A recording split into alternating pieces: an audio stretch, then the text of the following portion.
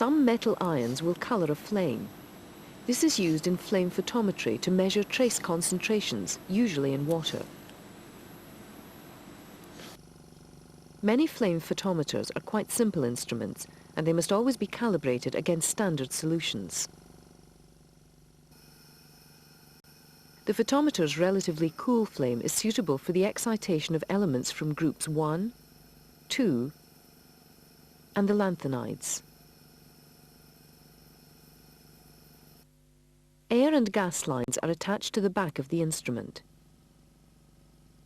In this case, the air is supplied by a small pump. The gas supply passes through a secondary regulator valve before entering the instrument. Here, the valve is painted red. Before making any readings, unlock the air valve and adjust the air pressure to the value recommended in the instrument manual.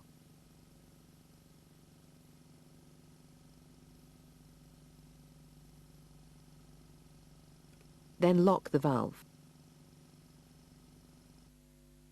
The regulated air and gas supplies enter a nebulizer unit, where they are mixed with the sample solution.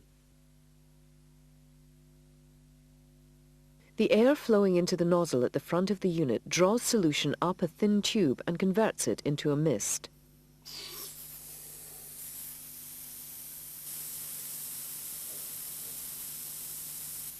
This then enters the nebulizer, where it mixes with the gas. The nebulized mixture of gas, air and solution is fed to the burner. Excess liquid from the nebulizer passes into a standpipe which stops air and fuel escaping, but allows excess liquid to run to waste.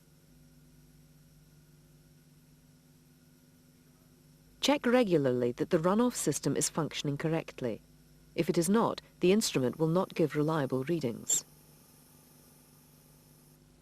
The way in which this automated instrument works is best seen with the protective hood around the burner assembly removed. Switching on the instrument automatically opens valves in the air and gas supplies.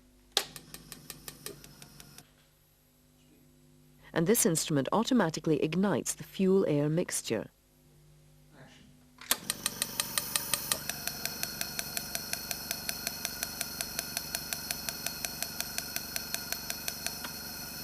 The presence of a flame is sensed by a detector and indicated on the front panel. If ever the flame is extinguished during operation, a signal from the detector shuts off the gas supply. When using older instruments without these safety features, take great care to follow the operating instructions exactly, since there may be a risk of forming explosive gas-air mixtures.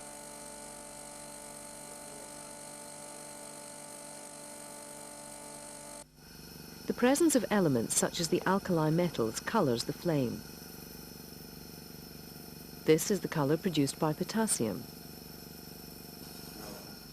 and this that of sodium. The light from the flame passes through a window to a photodetector which covers the opening and is normally hidden inside the hood. This instrument is set up to measure calcium, potassium, or sodium. Movement of the bar moves different filters in front of the detector. Each of these only lets light of a wavelength specific to the element in question to reach the detector. The rate at which the instrument draws up liquid, the aspiration rate, should be checked using a blank solution, in this case water, at the beginning of a run. This is easily done by drawing the solution from a graduated vessel. A rate of 1 cubic centimetre in about 10 seconds is satisfactory. If the instrument doesn't aspirate, or aspirates very slowly, the nozzle may need cleaning. This can be done by removing the nozzle, taking off the delivery tube, and passing a fine wire through the nozzle.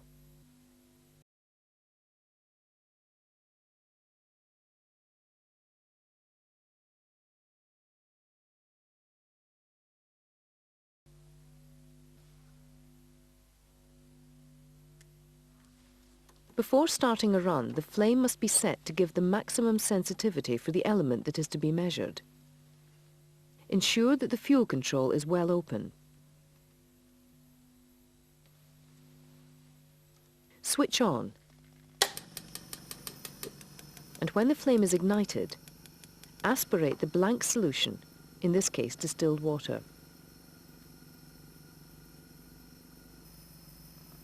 Use the blank control to set the meter reading to 0.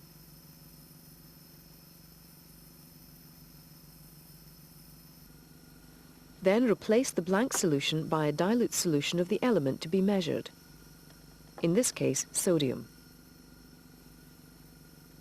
Check that the correct filter is in place. Then reduce the flow of fuel until the meter reading is at a maximum.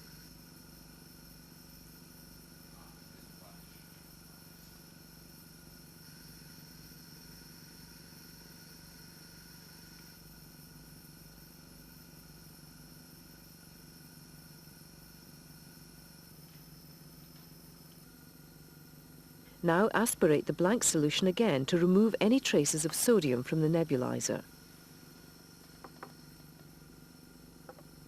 When the meter reading returns to 0, the instrument is ready to be calibrated against standard solutions. A range of standard solutions should have been made up in advance. The concentrations should be chosen so that the likely concentration of the unknown sample lies in the middle of the range. Start with the most concentrated standard solution.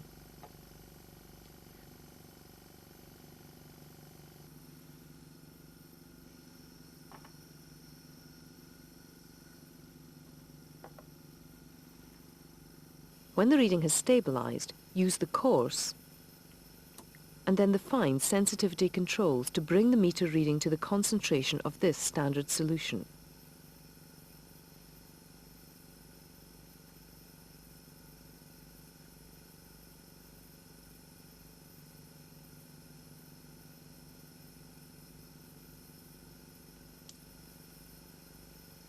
Once this is done, the settings of the instrument should not be altered until the analysis is completed.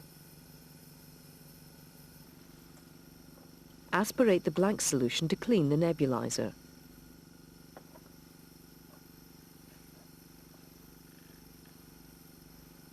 Then aspirate the next standard solution.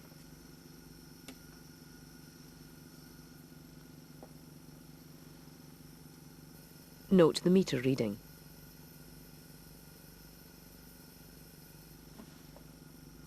Remove the standard solution and aspirate the blank solution again. Continue with this procedure until readings have been recorded for all the standard solutions.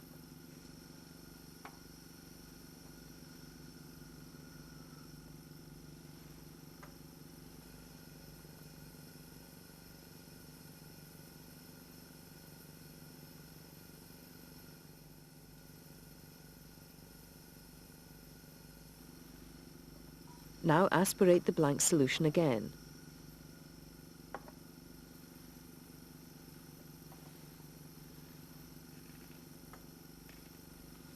Then aspirate the unknown sample.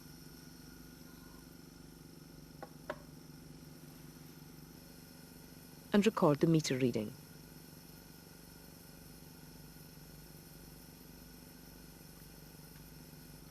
Finally, aspirate distilled water for a couple of minutes to thoroughly clean out the nebulizer.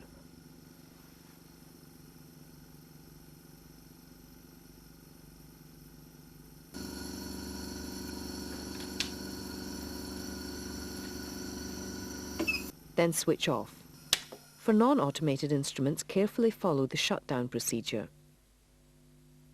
If the unknown solution contains solids, it is important to filter it. Otherwise, the nebulizer may become blocked.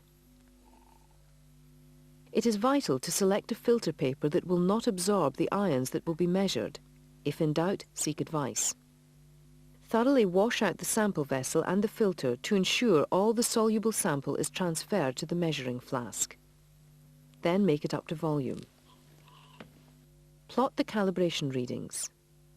This frequently gives a slight curve. That's why calibration is necessary. Then read off the parts per million value corresponding to the analytical sample.